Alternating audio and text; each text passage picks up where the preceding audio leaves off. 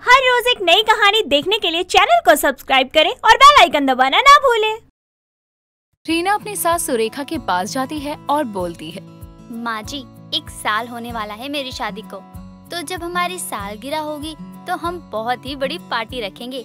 जान पहचान के सभी लोगों को बुलाएंगे। मुझे तो पता ही नहीं चला कि कैसे इतना समय बीत गया। बहू, ऐसा ही होता है, शादी हो जाती है एक बार, फिर तो उसके बाद गृहस्थी में ही रम जाते हैं पूरी तरह से। क्या ही पता चलेगा कि कब 1 साल हुआ और कैसे सब हो गया। बस सब अच्छा ही होना चाहिए। हाँ माँ जी, सब अच्छा ही रहे।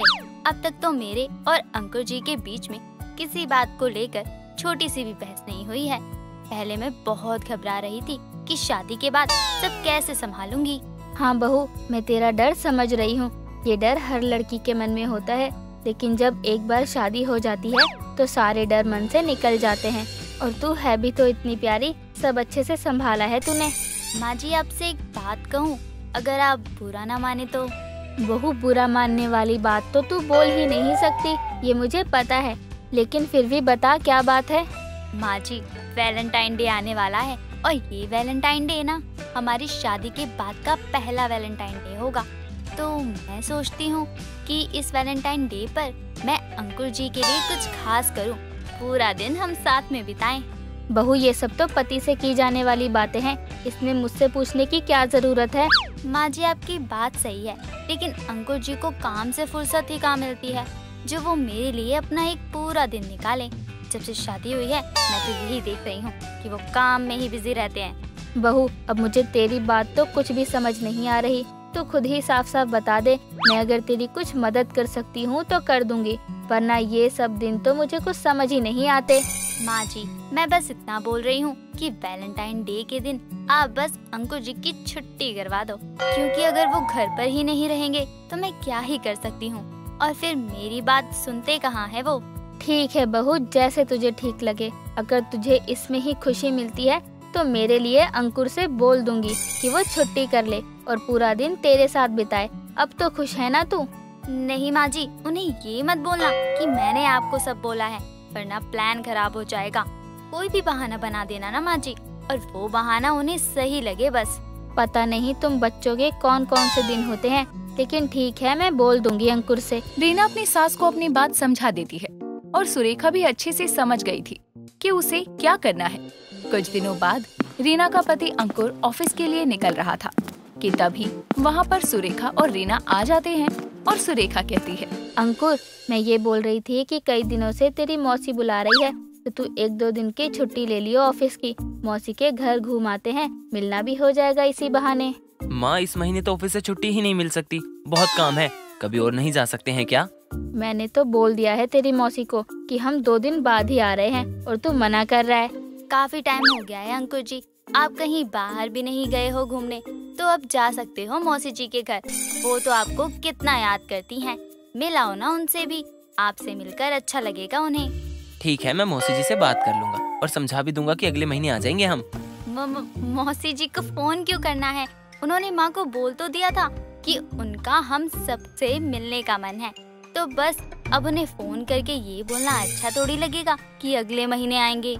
हाँ बहू, सही बोल रही है, मैंने बोल दिया कि हम 2 दिन बाद ही जाएंगे। ठीक है, लेकिन माँ समझो तो सही, मुझे ऑफिस में भी जवाब देना होता है, मैं वहाँ क्या बोलूँगा? तू सबको समझ, लेकिन अपने ही घर वालों को मत समझ, है ना? मुझे कुछ नहीं सुनना, जो मैंने बोला है वही होगा, समझा? और अब इस बात पर मुझे कोई भी बहस नहीं चाहिए। सुरेखा अंकुर को छुट्टी के लिए बोल देती है और उसके बाद रीना भी बहुत खुश हो जाती है कि वो अपना पहला वैलेंटाइन डे अपने पति के साथ मनाएगी। रीना वैलेंटाइन डे की तैयारी की लिस्ट बना रही थी। तभी रीना के घर उसकी सहेली मधु आती है और वो बोलती है, और रीना कैसी है? जब से शादी क्या हुई है तू तो बिल्कुल भूल ही गई है हमें। नहीं यार, भूली नहीं हूँ किसी को भी, वो तो बस समय ही नहीं मिलता किसी से बात करने का। घर में इतना काम होता है कि कब दिन निकल जाता है कुछ पता ही नहीं चलता। हाँ, ये तो सच ही है, शादी के बाद कुछ नहीं पता चलता, घर और परिवार को ही संभालते रहो और दिनों रात का कोई होश नहीं रहता। हाँ, सही बोल रही है तू। वैसे यहाँ कैसे आना हुआ आज? कुछ नहीं, मैं तो बस यहीं पास से किसी काम से आई थी, तो सोचा तुझसे भी मिलती जाऊं। और वैसे भी शादी के बाद तेरा ये पहला वैलेंटाइन डे है, तो कुछ सोचा है या नहीं तूने? सोचा? अरे बहुत कुछ सोचा है। मेरी सास भी बहुत अच्छी है, मेरा पूरा साथ देती है हर चीज में। ये तो बहुत ही अच्छी बात है। तेरी जैसी सास तो फिर सबको ही मिले। पता है, मैंने अपने वैलेंटाइन के लिए ना बहुत सारी तैयारियां की हैं। वो क्या है ना, पति के लिए सरप्राइज भी होगा। उन्हें तो इसके बारे में कुछ पता ही नहीं है। खुश हो जाएंगे वो बहुत ही। रीना अपने दोस्त को अपने वैलेंटाइन डे की तैयारियों के बारे में बता रही थी कि तभी वहाँ पर सुरेखा आती है और ये सब सुनकर सुरेखा कहती है, बहू जानती हूँ मैं कि तू बहुत ही खुश है, लेकिन जब तू जैसा चाहती है बिल्कुल वैसा ही वैलेंटाइन डे हो जाए तेरा, तो खुशी मनाइयो ना। अभी से ढिंडोरा पीट के क्या होना है। माँ जी, पूरी तैयारियां हो गई हैं और मुझे यकीन है आगे भी सब अच्छा ही होगा। मैं बहुत ही ज्यादा एक्साइटेड हूँ कि मेरा पहला वैलेंटाइन डे बहुत ही अच्छा जाने वाला है। बहू मैं भी यही चाहती हूँ कि तेरा पहला वैलेंटाइन डे बहुत ही अच्छा जाए, लेकिन अभी से इतनी उम्मीदें लगाना अच्छी बात नहीं है। अगर कुछ भी ऊपर नीचे हुआ तो तुझे ही बुरा लगेगा ना। माँ जी, मैंने आपसे कुछ मदद क्या मांग ली? आप तो ये बोले जा रही हो कि मेरा वैलेंटाइन डे खराब ही जाए। अरे जब अंकुर जी छुट्टी के लिए मान ही गए हैं तो अब सब अच्छा ही होगा ना, घबराना कैसा। रीना, वैसे तेरी सास सही बोल रही है। तू ना ओवर एक्साइटेड हो रही है।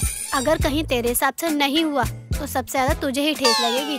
बाकी तेरी मर्जी, जैसा तुझे ठीक लगे। अरे मैं हूँ ना, सब ठीक हो जाएगा। और माँ जी, आप ना वैलेंटाइन वाले दिन अपनी किसी सहेली के घर चली जाना। रीना अपने पहले वैलेंटाइन के लिए बहुत ज्यादा उत्सुक थी। जब वैलेंटाइन डे आता है तो सुबह सुबह ही रीना पूरा घर सजा देती है और अपनी सास को उनकी सहेली के घर भेज देती है। थोड़ी देर बाद जब अंकुर की आँख खुलती है तो पूरा घर सजा देखता है और रीना से कहता है, रीना ये सब क्या है? आज हमें मौसी के घर जाना है और तुमने घर सजा दिया। वो मैंने माँ जी से बोला था कि आपको छुट्टी करने के लिए मनाए, इसलिए माँ जी ने झूठ बोला था कि हमें मौसी के घर जाना है।